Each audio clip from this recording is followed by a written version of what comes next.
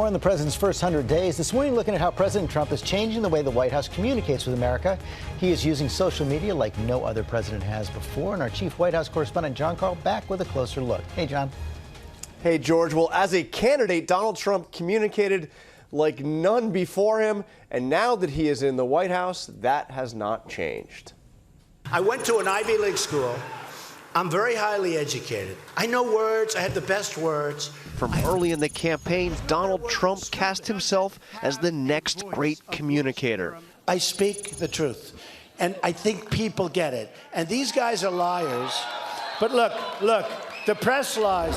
His promise, telling it like it is, bypassing what he called the dishonest media. I like that he speaks what I feel. Trump, the candidate, dominated social media. I have between Facebook and Twitter and Instagram, I have like almost 12 million people. It's a lot. Credited Twitter with helping him win the White House. Then he contemplated kicking the habit. I'm going to do very restrained if I use it at all. I'm going to do very restrained. I find it tremendous.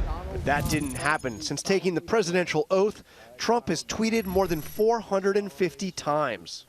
Some of those tweets got him into hot water. None more than when he tweeted the explosive and unfounded allegation that Barack Obama had wiretapped Trump Tower.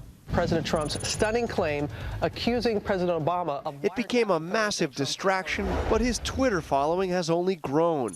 On Inauguration Day, 20 million followers. Now he's up to 28 million. Ladies and gentlemen, the President of the United States. He's held fewer solo press conferences, just one in his first 100 days, compared to 4 by President Obama. Thank you very much. And that one, a doozy. Trump tangled with the reporters for 75 minutes. And on the leaks, is it fake news or are these real leaks? The leaks are real. You know what they said. You saw it. And the leaks are absolutely real. The news is fake because so much of the news is fake. Late-night comedians had a field day. The tone of the press conference was like if your dad found a pack of cigarettes under your mattress. But for all the unconventional communication, Trump has shown he can adjust his style to meet the traditions of the office. I am asking everyone watching tonight to seize this moment. Believe in yourselves. And that speech before the joint session of Congress was well received by both his allies and his critics. And George, the president's Twitter habits do seem to be changing. Take a look at the numbers. In his first month in office, he tweeted 145 times. In March, 129 times. And now in April, 113 times. He appears to be reining it in a little bit. And you may be surprised to know that his most popular tweet was not one of the more controversial ones.